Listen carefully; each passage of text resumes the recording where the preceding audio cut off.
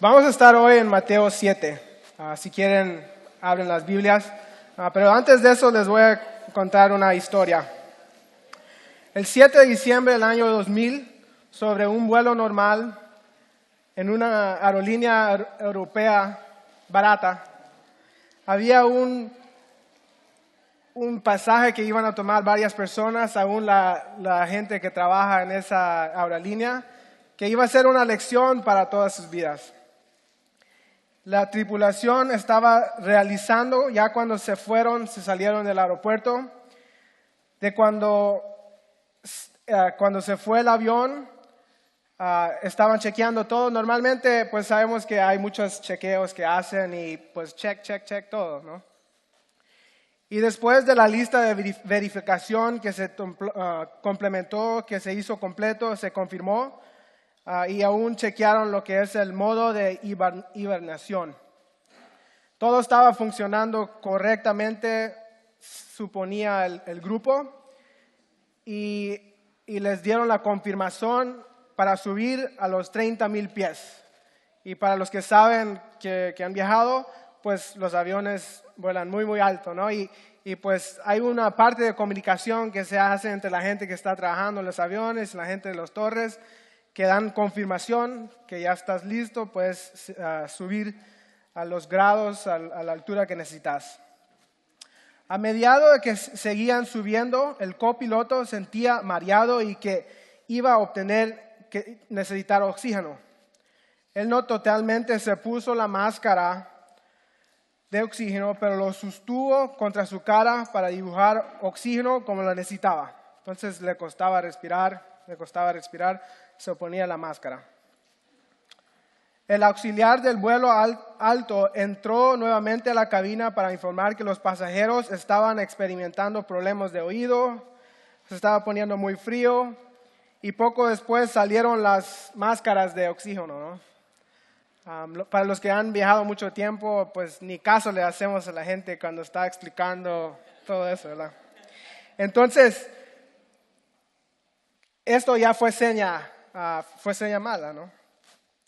Subiendo y sabiendo que había un gran riesgo ya que es automáticamente que salen las máscaras de oxígeno, el capitán tomó la decisión de regresar al aeropuerto donde se habían salido. Y sí, regresaron, pero fue bastante turbulente, como dicen, pero regresaron y gracias a Dios regresaron con bien. Después de eso, durante las entrevistas, el copiloto informó que no podía recordar plenamente los hechos ocurridos durante el descenso inicial, ¿no? Que ya cuando subió, cuando se empezó a sentir mareado, después no tenía memoria de lo que pasó. Y tenía una necesidad de oxígeno y nunca había experimentado eso. Luego las investigaciones, lo que encontraron fue lo que es el pressurization, la presión que le ponen a un avión, no estaba prendido. Y para los que saben, pues eso significa que ellos estaban subiendo a la altura que realmente estaba el avión y que naturalmente nuestros cuerpos no pueden tolerar esas alturas. Y entonces esto me hizo pensar en lo que son las reglas. Y en este ejemplo, el copiloto tomó una buena decisión, ponerse la máscara de oxígeno para ayudarse a él mismo, para asegurar que regresaran de bien, ¿no? Y en mi estudio estaba leyendo que también hubo un ejemplo donde los pilotos no se pusieron la máscara como se necesitaba y el viaje chocó, el avión chocó, no hicieron lo que necesitaban, no hicieron el entrenamiento que les dan para poner el oxígeno y pararon de respirar. Para los que no saben, esto es lo que pasa. Prácticamente cuando subimos arriba de 10,000 pies, si no estamos regulados lo que es normalmente el avión para 10,000 pies, si seguimos subiendo a la altura, nuestro cuerpo ya no puede tolerar esa altura. Dicen, si estamos bajando muy rápido, 30 segundos para ponernos las máscaras de oxígeno. Porque lo que puede pasar es, podemos irnos inconsciente o también podemos hasta sufrir daño cerebral. Entonces, por eso el consejo de la gente que está hablando, que están viajando, es que pongan primero su máscara de oxígeno para que uno pueda respirar bien y luego ayudar a otra persona. Nuestra naturaleza es querer ayudar a otra persona, pero en ciertos casos, si estamos bajando muy rápido, ni alcanzamos a ayudar a esa otra persona. Nos vamos a marear y pues tal vez, como dice aquí, nos puede dañar el cerebro. Me hizo pensar eso muy profundo, de que lo interesante es que no podemos ayudar a otros sin primero ayudarnos a nosotros mismos. Entonces, en esta mañana vamos a estar en Mateo 7, 3 a 5. Y dice, ¿por qué tú pones a mirar la estía que tiene tu hermano en el ojo y no te fijas en el tronco que tú tienes en el tuyo? Y si tú tienes un tronco en tu propio ojo, ¿cómo puedes decirle a tu hermano, déjame sacarte la astilla que está en tu ojo?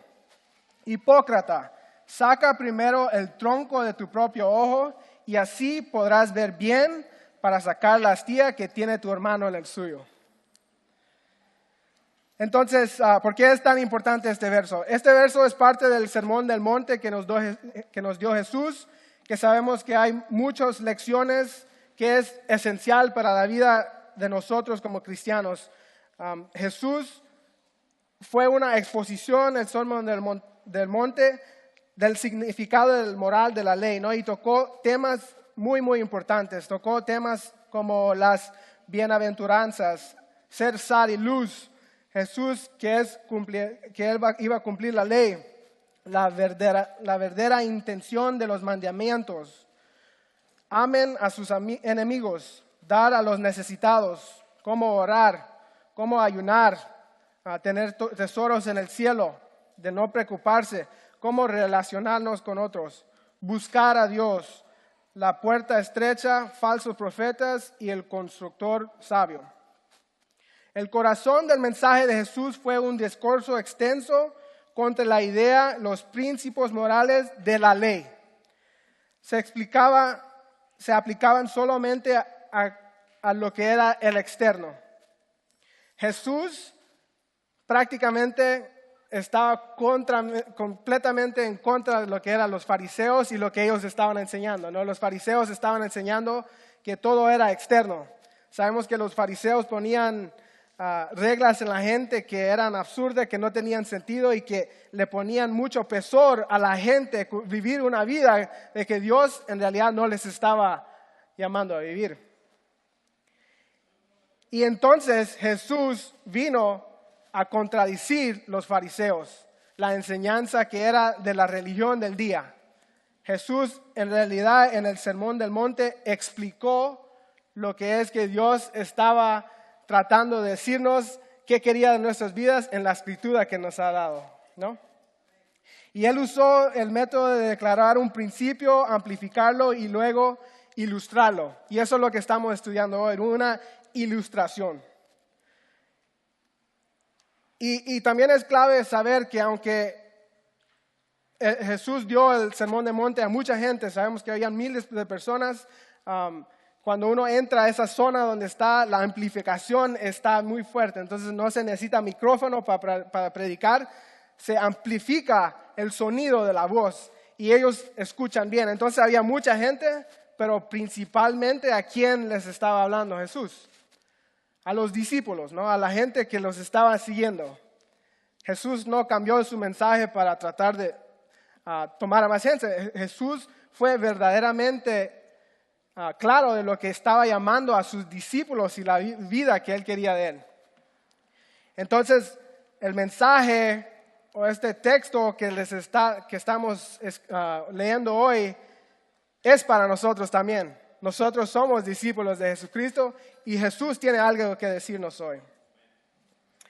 Y antes del verso, o los versos que estamos estudiando, 3 a 5, habla de no juzgar. Y es muy interesante la palabra que usa de juzgar, que se llama crino en el griego, que es distinguir, decidir mental o judicialmente por implicación, condenar, castigar, concluir, maldición, decreto, determina, es juez.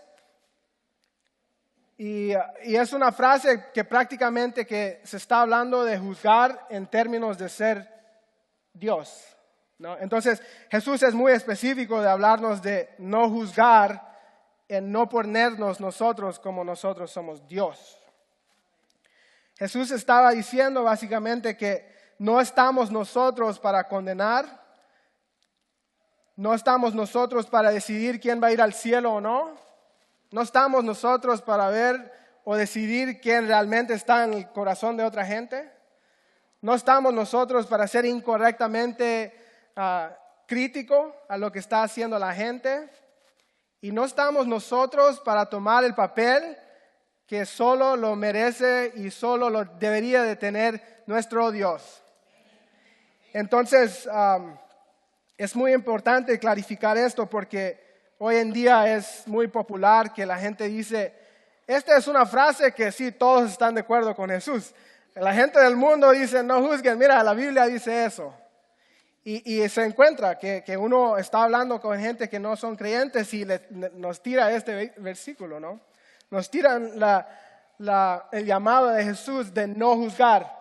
Pero es importante para nosotros saber que Jesús está hablando de no condenar, de no ser crítico sin lo que es la verdad, de no ser Dios, de no buscar y de no intentar saber lo que está en el corazón de otra gente. Pero Jesús no nos está diciendo que no tenemos que discernir. Estas palabras son completamente diferentes. Jesús sí nos está llamando que tenemos que discernir lo que es la verdad y lo que no es. Jesús todavía nos habla de que tenemos que ver lo que está dentro de nuestros corazones. Tenemos que ver en verdaderamente lo que está en la Escritura y lo que no está en la Escritura. Entonces no es un llamado para quitar cualquier juicio, ¿no? Hasta en Juan 7:24 dice, no juzguéis por la apariencia, sino juzgad con juicio justo. Entonces, no es que estamos llamados de nosotros de no ser inteligentes en lo que estamos haciendo en nuestras vidas y lo que está pasando alrededor de nosotros. Él está advirtiendo contra las condenas precipitadas que son tan fáciles de hacer y tan características de nuestros humanos. Es decir, que no estamos llamados a hacer o llamar a otra gente algo que no debería de ser. Él no prohíbe el uso de nuestro mejor pensamiento crítico, lo que sí se puede hacer en un espíritu de amor y amabilidad. No hay que juzgar el corazón, sus intenciones y el estado eterno de otra persona. Eso no nos pertenece a nosotros. Es entre la persona y Dios. Jesús sí está llamando a nosotros a discernir las cosas que están en la Biblia, las verdades que se aplican a nuestras vidas, cómo vivir nuestras vidas, qué hacer en nuestras vidas, cómo ser nosotros de personas. No nos está llamando Jesús de ser huevones. Nos está llamando a investigar. Y eso se mira muy constante en la Biblia, que es un llamado de investigar, de leer, de escuchar, de estudiar. Y algunas personas las que usted no puede compartir, hay unas cosas que no puede usted compartir, las cosas de Dios. Por ejemplo, después de 3 y 5 habla Jesús de no tirar lo santo a los perros y no tirar las perlas a los cerdos. Y sí, lo tuve que estudiar mucho ese versículo, ¿no? Porque se parecía como no parecía lo que estaba llamando Jesús, no, pero Jesús nos está llamando que tenemos que discernir cuándo podemos hablarle a la otra gente y cuándo en realidad la gente no está listo para escuchar las cosas de Dios. Usted simplemente no debería ni siquiera de tratar de compartir las cosas de Dios con ellos si no es el tiempo. Hay tiempo y sí, lo tenemos que hacer. Y lo tenemos que hacer bien sobre lo que nos está llamando Jesús. Y a veces sí no es tiempo, ¿no? Yo estuve en una situación recién de que estuve con dos familiares, uno es cristiano, uno no es cristiano, y pues el que no es cristiano se abrió conmigo, con mi esposa, y nos estaba hablando y nos estaba haciendo preguntas genuinas. Pero mi otro tío cristiano de cada vez le tiraba duro que, no, pero tú tienes que ser salvo. Sí, pero yo estoy hablando de cosas de finanzas, yo estoy hablando de negocios, estoy hablando de mi salud emocional. Tú me estás tirando esto. Y lo que concluimos fue que no había discernimiento de que eso no fue el tiempo de hablarle a esta persona de Jesús. Obviamente sí podemos hacer más que solo esperar. Nosotros podemos estar en oración por mucha gente y sabemos por las experiencias que estamos viviendo de todos juntos que mucha gente tiene personas en su corazón que están orando para ese tiempo, para que la gente llegue a encontrarse con Jesús, ¿no? Y tal vez nosotros tenemos gente que estaba orando por nosotros para que nos encontráramos con Jesús. Amén. Y entonces sí podemos hacer algo activamente, solo que tenemos que discernir cuándo es las cosas que podemos hablar y a veces no más las cosas que podemos actuar. Siempre podemos actuar como cristianos a la gente que no está listo para escuchar. Bueno, regresemos al verso entonces que estamos, 3-5, ¿no? Jesús está usando una retórica y la imaginaria grotesca que representa una táctica de choque diseñado para conseguir a través de los autoengañados. Jesús estaba hablando en contra de los fariseos. Eso fue su punto, ¿no? Y sabemos sobre el ministerio de Jesús que Él repitió eso varias veces. Él estaba completamente en contra de los fariseos y les dijo eso. Y aquí también nos está diciendo de nuestras relaciones con otras personas que no seamos fariseos. Y Jesús dice la palabra de fijar, que es relacionado a la percepción mental y no a la visión. Y ya que uno no puede ver, ¿no? Pero sin duda debe notar algo en su propio ojo. Nosotros no podemos ver algo que está en el ojo, nos tenemos que fijar que algo está en el ojo. Y vamos a ver que lo que usa Jesús tiene un propósito.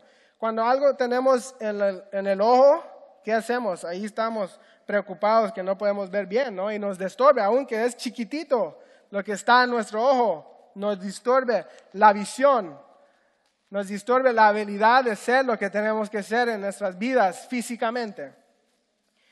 Y entonces lo que está diciendo Jesús va a ser una metáfora a nuestra vida espiritual. Jesús también está usando un método humorístico de llevar a cabo el contraste entre nuestra excelencia en la escogencia de los defectos de los demás y nuestra habilidad de faltar el discernimiento con nuestro propio. Es muy fácil nosotros decir que está mal con todos los que están aquí. Y cuando nos pregunta, ¿y a ti qué tal? ¿Cómo está tu vida? ¿Qué te pasa? ¿Estoy bien? Y es nuestra naturaleza, ¿no? Y Jesús usa una metáfora de madera. ¿Por qué? Él fue carpintero, estaba hablando con gente que sabía de su mundo que era de madera. Entonces un hastío fue algo que salía cuando estaban tratando la madera, salía al lado, ni se miraba bien, caía al suelo. Pero un tronco fue algo de construcción. Un tronco fue cosas grandes que ponían para barcos grandes, ¿no? Son cosas que ponemos ya para construir a casas. Es algo inmenso, no es práctico y tampoco es literal lo que Jesús dice que vamos a estar caminando con un tronco literalmente en nuestro ojo. Eso es obvio, ¿no? Que estamos hablando de una metáfora que significa de algo que nos disturbe a nosotros, que en comparación, en tamaño, es mucho más grande que lo que tiene otra persona. A veces tomamos un falso de superioridad que lo quieren hacer pasar por el cuidado y la generosidad. A veces sí estamos diciendo algo de otra gente por nuestros motivos egoístas. por nuestros motivos que son incorrectos. Se observa drásticamente los pequeños problemas en otras personas, pero en las cuestiones más grandes de nuestras vidas no nos fijamos, no nos damos cuenta y los dejamos pasar por mucho tiempo. Benjamin Franklin dijo, la gente puede concebir una racionalización de lo que quieren hacer. En lugar de admitir que están equivocados, la gente racionaliza. Ellos niegan y aún distorsionan la realidad, negándose a reconocer que han cometido un error. Hay un tema que se llama disonancia cognitiva. Es una teoría que tienen los psicólogos que uno de persona puede tener algo que es obviamente incorrecto en su vida y por cualquier manera uno lo puede justificar. El ejemplo es, la gente que fuma puede decir, aquí dice, si fumo voy a tomar, me va a dar cáncer o me va a hacer mal para mi salud. Y dicen, pero yo conozco a esa persona que fumó 100 años y no le pasó nada. Hay miles de gente que sí les ha caído mal, pero a una persona que no le cayó mal es el ejemplo que usan ellos y eso es todo lo que necesitan para justificar lo que están haciendo. El punto es que aún la gente que no tiene Dios tiene un término para lo que es lo que estamos aplicando, lo que estamos enseñando. Es que hay algo que es completamente obvio, que está incorrecto y de alguna manera podemos ver y podemos justificar por qué está ahí esa cosa. El tronco es lo que nos excluye totalmente para cualquier posibilidad de una asistencia eficaz. ¿Cómo podemos ayudar a nuestro hermano a sacar una cosa chiquitita cuando ni podemos ver bien? Los fariseos, que eran más persistentes en la justificación de sí mismos, eran más severos en la condena de los demás. Ellos tenían troncos inmensos en sus vidas, pero no lo podían ver. Jesús les dijo que no conocían a Dios y no lo hicieron caso. Justificaron el estilo de vida que ellos tenían, aún Jesús, con todo lo que Él vivió, con todo lo que Él enseñó. Y no cambiaron su perspectiva, no se fijaron del tronco que tenían en su ojo. Jesús nos está advirtiendo de que no tenemos que ser así, tenemos que ser diferentes. Jesús nos llama a vivir una vida diferente de los fariseos. Vamos a hablar entonces de dos principios que podemos sacar de lo que es estos versos. El primero es el autoexaminar. Nuestros propios pecados deben aparecer mayor para nosotros que los mismos pecados de los demás. Nosotros deberíamos de saber lo que está incorrecto en nuestras vidas. Deberíamos de en realidad poder estar muy pendiente del tronco que tenemos en nuestro ojo. Estar en un proceso de quitar eso. Estar en un proceso de conocimiento de lo que es los problemas grandes que tenemos en nuestras vidas. Y sí, van a haber problemas. Vamos a tener, van a haber cosas que nos hace falta. Jesús está hablando a los discípulos. Van a haber troncas. Van a haber problemas. Van a haber cosas grandes en nuestras vidas que nos disturben en realidad de tener una visión espiritual que Dios quiere para nosotros. Tenemos que reflejar que tal vez la culpa de lo que nosotros estamos viendo sobre un estricto examen podemos ver en nuestra vida. Y si nosotros públicamente habláramos de esos problemas, sería injusto, ¿no? Deberíamos de saber que hay cosas en nuestras vidas que si los vemos en otras vidas, lo hacemos una gran cosa. Y para nosotros no hacemos ese mismo estilo. El humano puede ser tan severo con los defectos de los demás mientras que son indulgentes de los suyos. La palabra hipócrita que usa Jesús. Porque nosotros podemos ver otras cosas que obviamente que contradicen la Biblia en otra gente, pero esa misma actitud no lo podemos ver en nuestras vidas. ¿Y cómo podemos ayudar a reformar otro hermano si no estamos en el proceso nosotros de ser reformados? No lo podemos hacer, es el ejemplo. El ciego no puede ayudar al ciego, ¿no? Tenemos que, espiritualmente, ¿no? Tenemos que poder ver bien lo que Dios está haciendo en nuestras vidas, en las vidas de sus familias, en la vida de la iglesia, para ver a dónde Dios nos quiere llevar. Primero tenemos que ver cómo están nuestras vidas.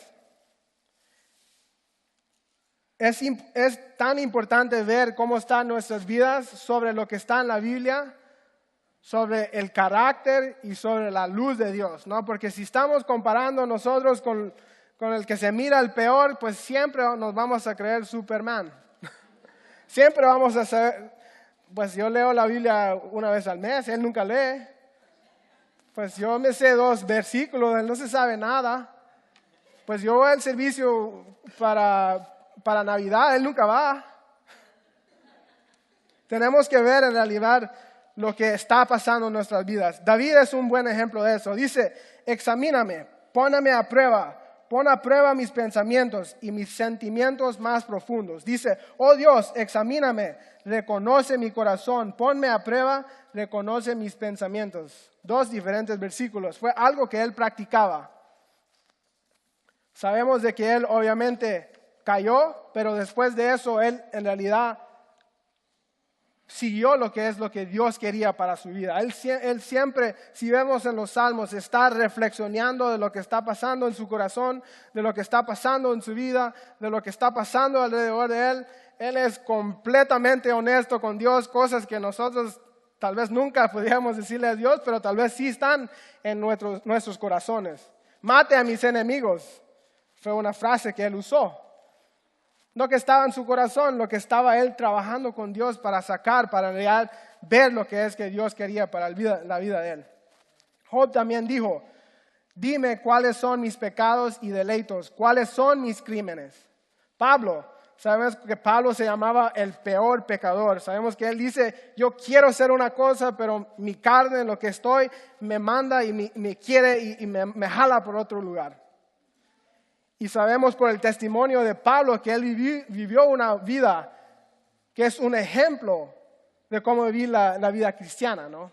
Él vivió una vida de que Jesús le estaba llamando a vivir. Moralmente él no fue perfecto, él lo admite. Pero él estaba en ese proceso de ver lo que estaba en su corazón para trabajarlo. Eso fue su prioridad. Y antes de hacer cualquier ministerio que él estaba llamado a hacer, él se analizaba a él mismo lo que estaba en su vida, lo que estaba pasando, lo que no estaba bien, lo que tenía que cambiar. Y eso fue el proceso que él andaba, siempre estaba viendo que tenía que cambiar. El autoexaminar es un proceso donde hacemos una decisión de ver cómo están nuestras actitudes, decisiones, hechos, pensamientos, y cómo están en comparación de la Biblia contra el carácter de nuestro Dios y encuentra a nuestro Dios santo. Continuamente debemos de estar viendo qué es lo que está mal, dónde tenemos que crecer, dónde estamos cometiendo errores y reconocerlos, ¿no? Y poner eso en esa situación en bien. Y Dios, como vemos David, es el mejor para hacer claro lo que tenemos que hacer para nuestras vidas. David estaba en ese proceso para ver lo que él necesitaba cambiar, sabiendo que Dios le iba a poner a él y a su mente y a su corazón lo que tenía que trabajar. Él estaba en ese proceso junto a Dios. Dios fue el que le estaba ayudando con el tronco de él. La escritura es clara que nosotros creyentes debemos de ser fieles a examinar y juzgar a nosotros mismos. Si nos juzgaremos a nosotros mismos, no seríamos juzgados. 1 Corintios 11 a 31. Si podemos discernir nosotros el trabajo que tenemos que hacer, nuestros hermanos no lo tienen que discernir para nosotros. El proceso que estamos nosotros de crecimiento con Dios es lo clave. Nuestra autoevaluación es una inspección honesta para ver si estamos progresando como Dios espera de nosotros. Él quiere que veamos cuál es la actitud de nuestro corazón. ¿Estamos nosotros donde Dios quiere que estemos? ¿Estamos en un proceso de crecimiento? ¿Estamos nomás jugando iglesia? ¿Estamos nomás porque, bueno, me toca ir, me voy? Me toca leer, leo. ¿O realmente nuestro corazón tiene el deseo de glorificar a Dios, que es lo que estamos llamados a hacer? Aún se encuentra este tipo de filosofía en el mundo. Hay una filosofía, hay una prácticas que se pone en los negocios que se llama Six Sigma. En inglés Six Sigma. Six Sigma es algo que es completamente popular. Es una filosofía que Motorola lo hizo y lo han perfeccionado los japoneses, porque ellos lo tomaron y lo hicieron cada vez mejor. Es algo que hacemos metas de objetivos altos, recogemos datos y un análisis y ver lo que son los resultados. En una manera práctica, es decir, diseño un motor para un carro y pues lo pongo a prueba. Y hago pruebas y veo el dato y hago el análisis si el motor está funcionando como está diseñado el motor. Y en eso, lo que son producción, por ejemplo, nuestros teléfonos, sabemos que Apple vende millones, ¿no? Y pues aquí hay mucho. Sabemos que es algo que es muy popular mundialmente. Entonces, Apple tiene una producción llena de teléfonos. El 6 Sigma significa 3.4 de defectos por millón. Es decir, 99.99966% de bien. Sabiendo yo trabajo en tecnología, normalmente no se mira 3 defectos por millón, normalmente se miran más como 100 o 200 o 300 y aún es un porcentaje bien bajo. Es decir, si venden 1 millón de iPhones y son 100 los que salen defectuosos, pues no es algo muy alto, es algo que te mandan uno nuevo y pueden tener ellos seguridad que va a funcionar bien, el próximo que te mandan. Ese proceso se pone en práctica en los negocios, no necesariamente llegar a 0 defectos por millón, porque ellos saben que la perfección es caro en una manera de negocios. Pero siempre están haciendo proyectos y programas para tratar de llegar a 6 Sigma, para tratar de llegar mejor, para tratar de casi alcanzar a la perfección, para tratar de llegar a lo que es un modelo, para lo que está bien, para lo que los va a servir más en el negocio. Bueno, el punto es que es una buena metáfora para nosotros como nuestras vidas de cristiano. Deberíamos de estar analizando, poniendo a prueba nuestras actitudes, sabiendo si en realidad lo que estamos haciendo está llegando al diseño que hemos tenido nosotros como cristianos.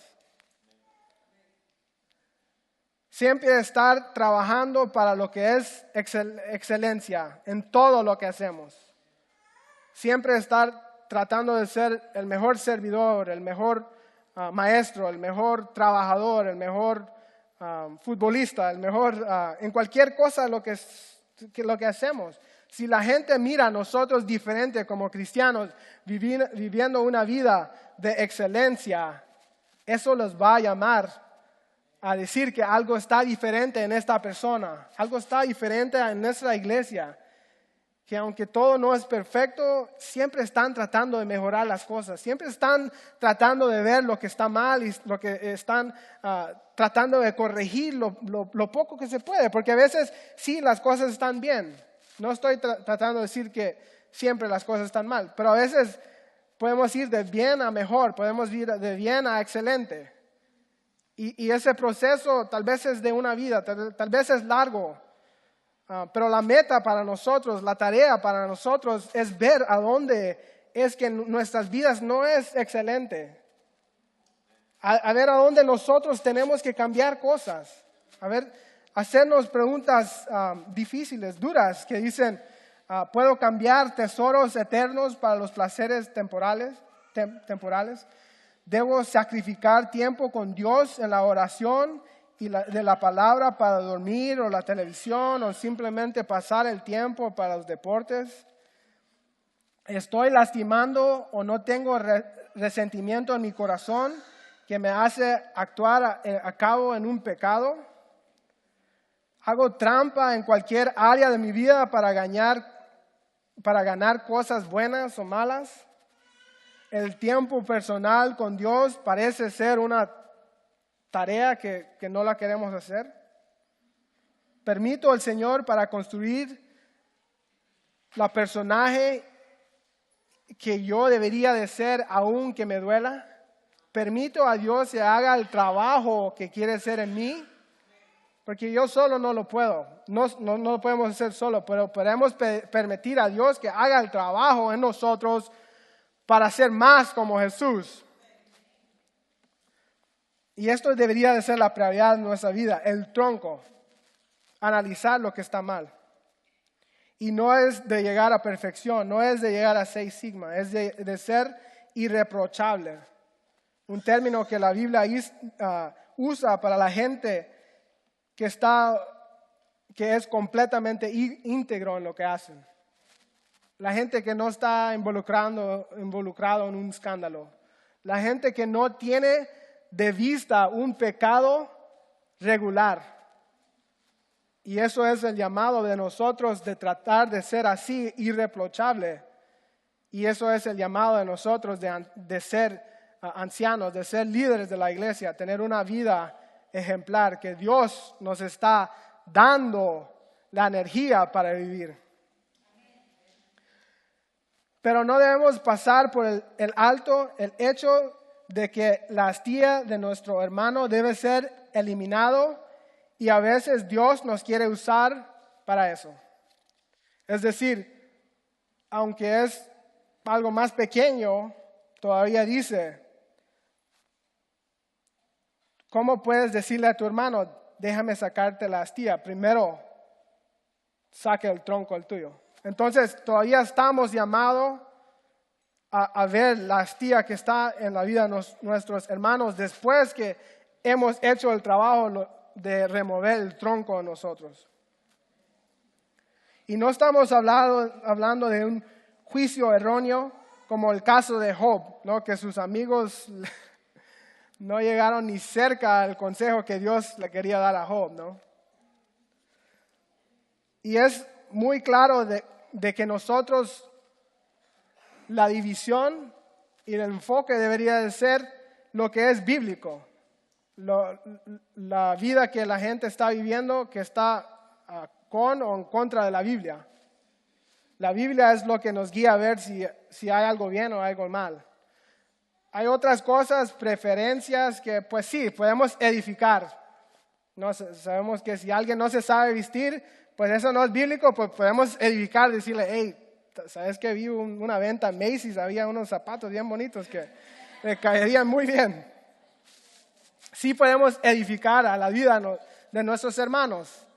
Hay decisiones que son de preferencia y sí, nosotros podemos dar opiniones que es para edificar, pero no ser lo bíblico, no ser fariseos de decir que una preferencia es parte de la Biblia. Y sabemos de ejemplos de gente de que están de acuerdo con unas cosas y unas cosas no.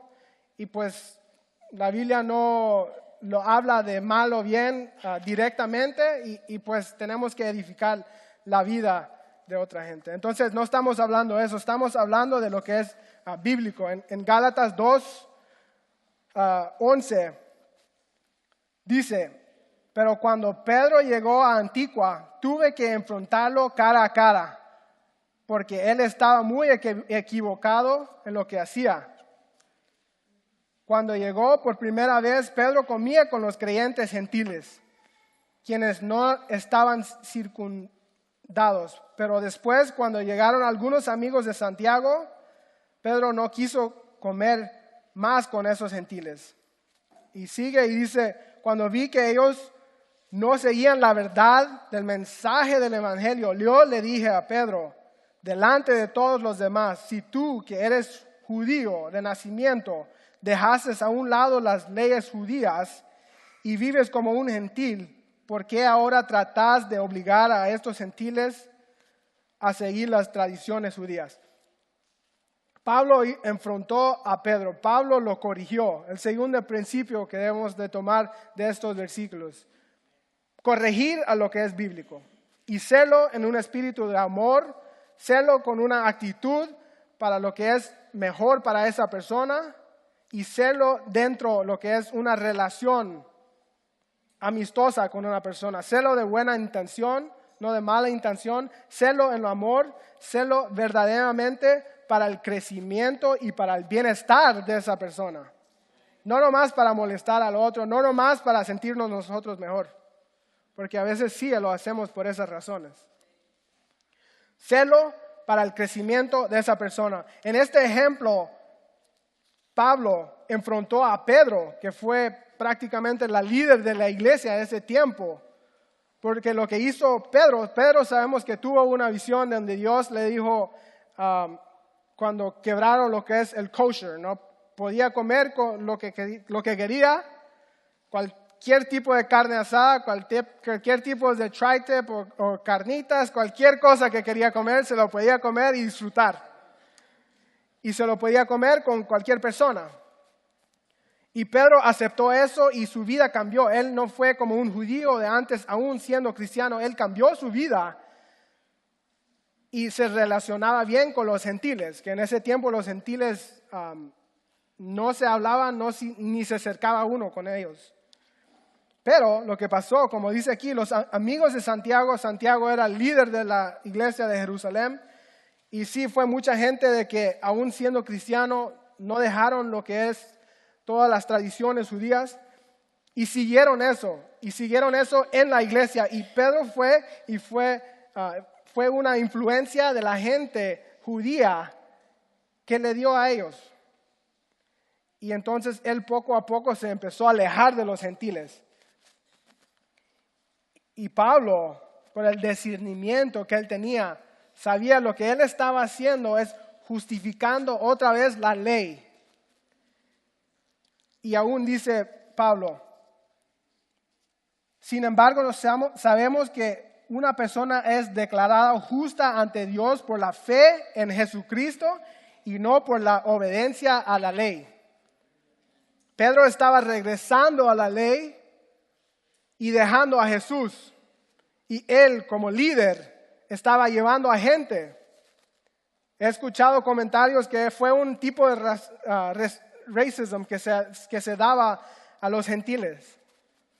Se trataba como una clase peor. Y Pedro estaba justificando eso. Y Pablo lo enfrentó porque sabía que era un tema que era del mensaje del evangelio. Era algo que era bíblico. Él lo tenía que corregir y como era algo que a tanta gente le impactó, dice que lo dijo enfrente de los demás. En Gálatas también dice, amados hermanos, si otro creyente está dominado por algún pecado, ustedes que son espirituales deberían ayudarlo a volver al camino recto con ternura y humildad. Y tengan mucho cuidado de no caer ustedes en la misma tentación. Aún sacando el hastío de nuestros hermanos, tenemos que tener cuidado de no caer en esa misma tentación. Tenemos que corregir con mantener en la mente lo que nosotros hemos sido, lo que hemos y lo que Dios nos ha hecho. Todos somos pecadores, ¿no? Cuando Jesús dijo, el que no tiene pecado, que tira la primera piedra, se fueron todos. Tenemos que recordar que nosotros estando ahí, nosotros siendo creyentes de Jesús, si tuviéramos la piedra y nos dice algo, lo tenemos que dejar. Jesús siempre nos mira, Jesús sabemos que nosotros somos pecadores, pero aún lo que cambia cuando cruzamos la línea y creemos en Jesús es que Jesús ha justificado todos nuestros pecados. Y somos diferentes. Jesús nos cambia. Y sí, el pecado todavía existe. No debería de existir como un hábito de nuestras vidas. Pero aún cuando hay pecado, dice aquí, amados hermanos, lo tenemos que corregir. También dice en Tito 2:15, esto hablo, exhorta y reprende con toda autoridad, que nadie te menosprecie. Sabemos de lo que es bíblico, nosotros tenemos que defender. Si hay algo en nuestros corazones que vemos que está mal en otras personas, en la familia de nosotros, en la iglesia, lo debemos de hacer con amor y amar a lo que no es bíblico. También David, pues, a él le dieron también una cachetada en frente de mucha gente, ¿no?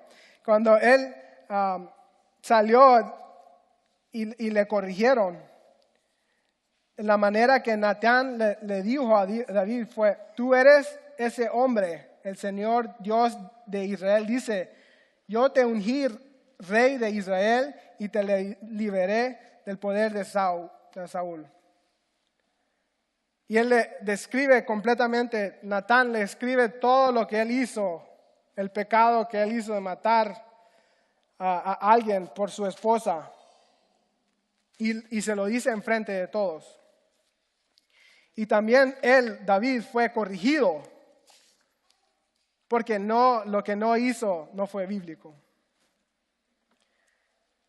Y también, como dije, hay también lo que es edificar.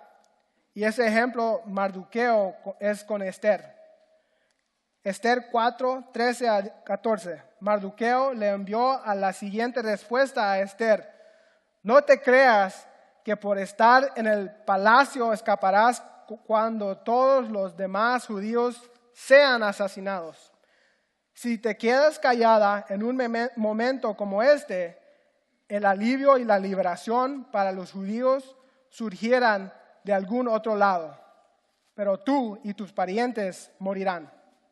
¿Quién sabe si no llegaste a ser reina precisamente para un momento como este? Le clarificó, le edificó en su vida de que ella estaba en la posición de ser algo para los judíos que sabemos el decreto que se hizo en ese tiempo fue a matar todos los judíos.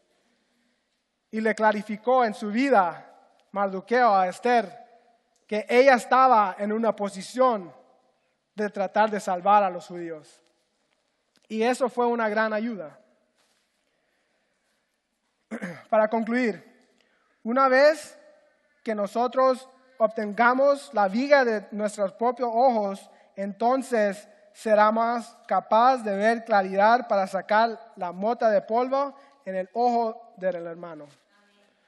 Hemos visto de que primeramente nosotros deberíamos de ser gente que nos estamos haciendo autoexaminación. Deberíamos de ser gente que estamos buscando excelencia para la vida de nosotros, para la vida de nuestras familias, para nuestra iglesia.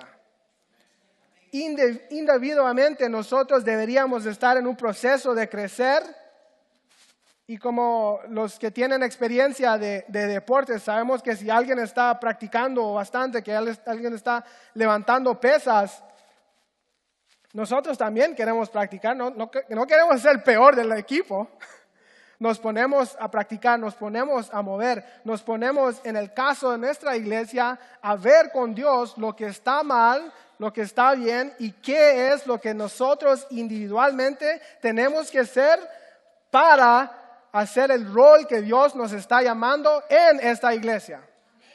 Primeramente nosotros tenemos que estar bien con Dios, nosotros tenemos que estar buscando lo que Dios está queriendo hacer en nuestras vidas y cambiar eso y después mirar para arriba, ok, que también es mi rol con mis hermanos. Y sabemos también personalmente para los que conocen a Jesús, esos momentos donde estamos tan intensamente cerca con Jesús, buscando lo que Él está tratando de hacer en nuestras vidas, cuando estamos orando fácilmente, cuando podemos leer la Biblia 1 hora fácilmente, cuando estamos haciendo lo que Dios está haciendo en nuestras vidas, nada más importa, amén. Podemos perder nuestros trabajos, podemos estar en un accidente de carro, podemos estar criticados por una gente injustamente, podemos estar en unas situaciones difíciles, podemos estar en dolores pesados, pero si estamos buscando a Dios, si estamos bien con Dios, eso es secundario. Nuestra relación con Dios es primeramente lo que les importa a nosotros cuando estamos bien con Dios. Y eso es el llamado de nosotros, eso es la tarea de nosotros, a dónde tenemos que cambiar, dónde tengo que mejorar yo. ¿Y qué debo de ser yo para mi iglesia? ¿Qué debo de ser yo para mi familia? ¿Qué debo de ser yo para mi futuro? Hoy, ahorita, para ser el hombre de Dios que Dios me está llamando a ser. Y si no, pues ahí viene el hastío que nosotros estamos proyectando para que nuestros hermanos vengan y digan, mire, te tengo que hablar de algo. En amor te quiero decir que esto, lo que estás haciendo, no está bien. Y aún Jesús dijo eso, le dijo a Marta, Marta, Marta, estás preocupado y te inquietas por demasiadas cosas, pero solo una cosa es necesaria. María ha escogido la mejor parte y nadie se le va a quitar. María ha escogido estar ahí con Jesús, comiendo cada palabra que Jesús estaba diciendo a los discípulos, y Marta estaba limpiando atrás, se estaba quejando de su hermana porque no le estaba ayudando a hacer los tamales, no le estaba ayudando a hacer las pupusas, los frijoles estaban, no estaba hirviendo todavía todo listo para hacer los frijoles, no estaba listo lo que iban a comer la gente, aunque ya comieron 3 veces, pero le quería dar comida. Y estaba preocupada por eso, pero María escogió estar adelante de Jesús. Debemos de obedecer el decreto de Jesús, a ser honestos con nosotros mismos, a autoexaminar dónde estamos bien y dónde estamos mal. Nuestro crecimiento debería de ser constantemente para luego discernir la dirección que Dios quiere. Y últimamente lo que nos ha dado Dios es para glorificar a Dios. Todo el trabajo que hacemos es para glorificar a Dios. Y cuando vemos algo que no está bien, cuando vemos algo que no está bíblico, humildemente deberíamos de poner la máscara de oxígeno primero y después ayudarlo a nuestros hermanos y después ver la estía que está en la otra gente. ¿Qué es lo que necesita cambiar? ¿Qué es algo que alguien necesita oír? Y sabemos que esas pláticas son duras y sabemos que hay mucha gente que lo hace bien, hay mucha gente que lo hace muy mal. Es parte del crecimiento de ellos, primero Dios, pero hay gente que sí no lo hacen bien. Y hay gente que sí lo que están haciendo no es de Dios. Y también nosotros tenemos que estar en ese proceso de Dios para discernir lo que es de Dios y lo que Dios quiere cambiar en nuestras vidas. Y siempre dejando el espacio a Dios que trabaje con nosotros y edifique a nuestros hermanos para honrar a Jesús, recordando de que Él es el que nos ha dado todo, el que tiene un plan grande para nosotros, que tiene un plan grande para esta iglesia. Jesús es el que tiene los planes para nosotros. si primeramente dejamos quitar el tronco y luego ver el astilla de nuestros hermanos. Oremos. Señor, te damos gracias hoy por este día, Señor. Gracias por todo lo que tú nos das, Señor. Tú eres tan bueno, tú eres santo, tú has vivido una vida perfecta para nosotros. Tú nos has dado un mensaje hoy de que sabemos que nos hace falta un trabajo. Tenemos proyectos pendientes en nuestros corazones. Tenemos proyectos que tú nos has hecho claro en nuestras vidas y aún lo ponemos al lado. Pero Dios, yo te pido que nos ayudes hoy a reflexionar lo que tenemos que cambiar. Por tu Espíritu Santo, que entremos a un proceso de cambiar.